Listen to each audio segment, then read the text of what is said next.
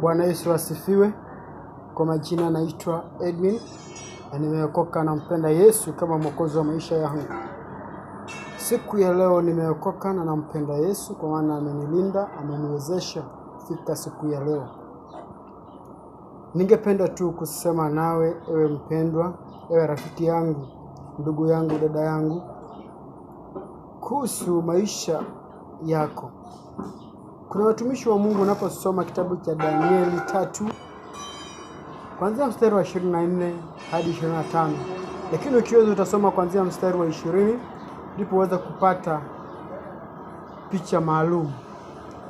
Ninakuomba tu kuangalia maisha ya watumishi wa Mungu kina Meshach, Shadrach na Abednego.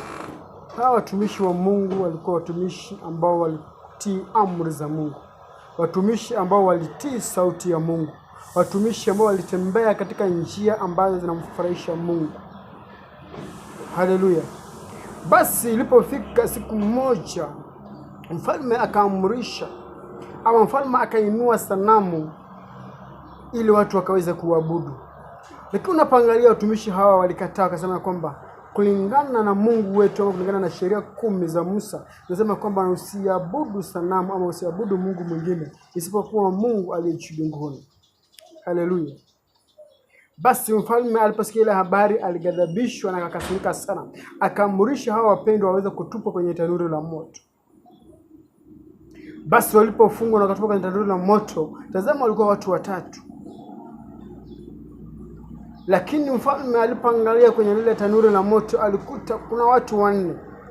Akauliza wajakazi wake, "Je, kwani hamkutupa watu 3?" Wakamwambia, "Tulitupa watu 3." Akamwambia, "Na mbona naona watu 4 kwenye tanuru la moto?" Nasema hivyo kwa nini? Katika maisha yako kunafaa kuwa na mtu 4. Katika maisha yako kunafaa kuwa na huyu Yesu Kristo ambaye alikuwa ni mtu 4 katika ile tanuru la moto. Unapomkubali huyu mtu 4 katika maisha yako, unaenda kuwa kiumbe kingine kipi. Unaenda kuwashangaza watu wengi, kwa maana maisha yako yatakuwa si vile tena. Maisha yako yatabadilika, huduma yako itabadilika, mienendo zako zitabadilika.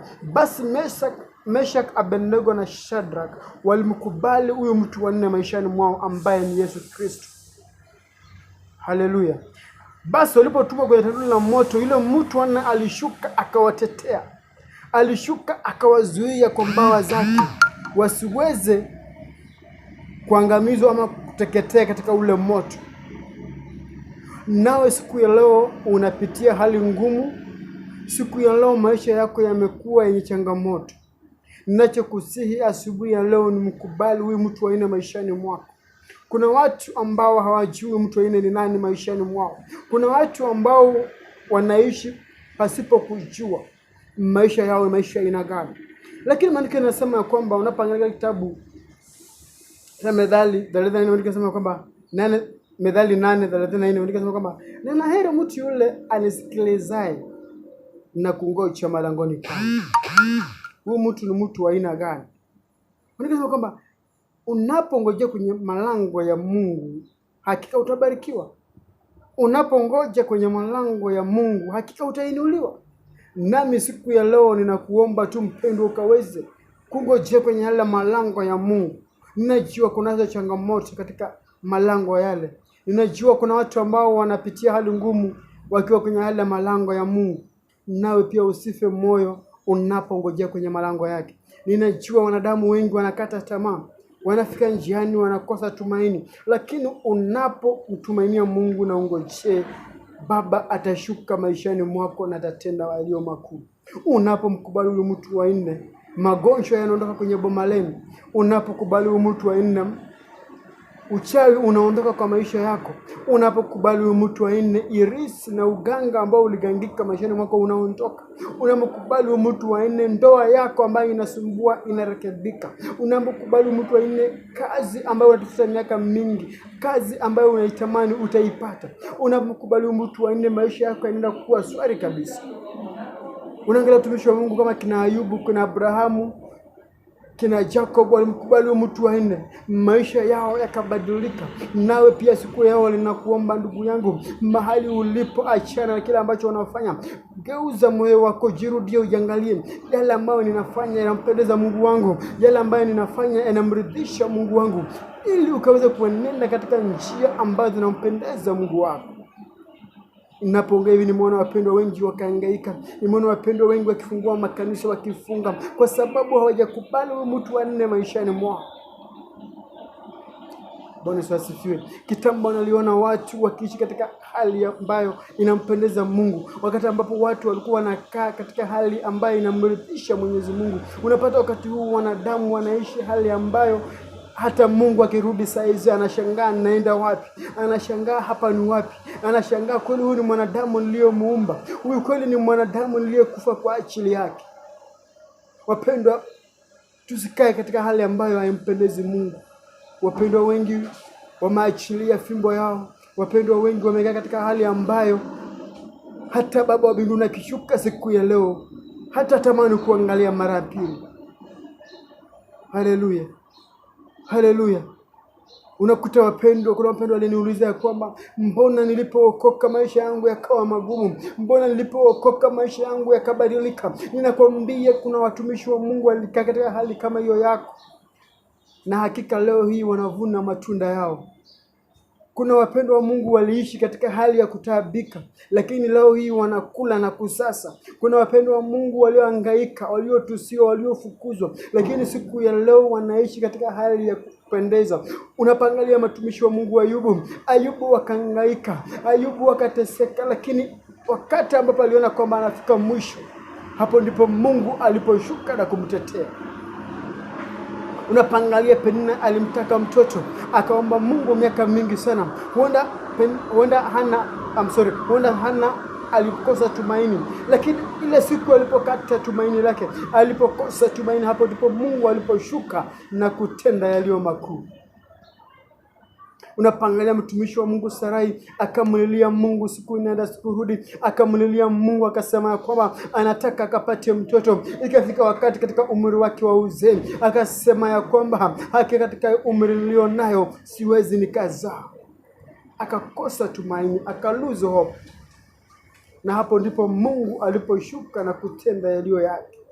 Nawe pia siku ya leo huenda kuna mambo ambayo unapitia, huenda kuna jambo ambalo linakusumbua, huenda kuna mambo ambayo yamekushinda, lakini unapokaa katika ile hali ya kumngojea Mungu, katika hali ya uvumilivu, katika ile hali ya kujinyenyekesha mikononi mwake, ninajua Mungu anaenda kukuinua, ninajua Mungu anaenda kukuinua katika hali ambayo uko nayo. Usiangalie wanadamu wanasema nini, usiangalie wanadamu wanakuongelea nini. Wewe mtumainie Mungu, muite Mungu, mlilie Mungu kila siku, kila wakati, mtafute na moyo wako. Ninajua Baba aliye juu mbinguni anaenda kukuinua, anaenda kukubariki. Basi unapokubali huyo mtu aina katika maisha yako, mambo yanaenda kubadilika. Unapokubali huyo mtu katika maisha yako, milango za kazi zinafunguka. Unapomkubali huyo mtu katika maisha yako, kazi yako inaimarika. Oh, haleluya, ni Shaddai Mungu wangu. Ninajua Mungu wetu ni Mungu wa upendo. Ninajua Baba yetu ni Baba wa upendo. Basi siku ya leo mpendwa, wewe ambaye umepotelea kwenye anasa, wewe ambaye umepotelea kwenye ushirikina, wewe ambaye umepotelea kwenye mambo ya ulimwengu, ni wakati wako wa kumrudia mtu Mungu. Ni wakati wako wa kumkubali Yesu kama mtu wa maishani mwako. Ninajua unaenda kuinua, ninajua unaenda kuinuka, ninajua unaenda kubarikiwa. Familia yako najua inaenda kuimarika. Ninajua Mungu anakufanya jambo maishani mwako. Mimi ninayeongea nanyi, kuna siku niliachwa, kuna siku nilitengwa, kuna siku hata ndugu zangu walinikataa, wakasema ya kwamba huyu naye mbona anajifanya anajua, huyu naye mbona anajifanya kuongea mambo ya dhambi kila wakati, huyu anajifanya kutuonya tusiende katika hii hali. Wapendwa, nakwambia kuna wakati hata mke wako atakuacha, kuna wakati hata mke wako atakutenga kwa sababu ya Yesu. Haleluya. Kuna wakati hata wazazi wako watakukataa kwa sababu umekubali Yesu. Usirudi nyuma, mtumainie Mungu. Mimi ninachokijua ni heri niishi hapa duniani miaka 10 yenye shida, lakini niishi juu mbinguni miaka 1,000 yenye furaha.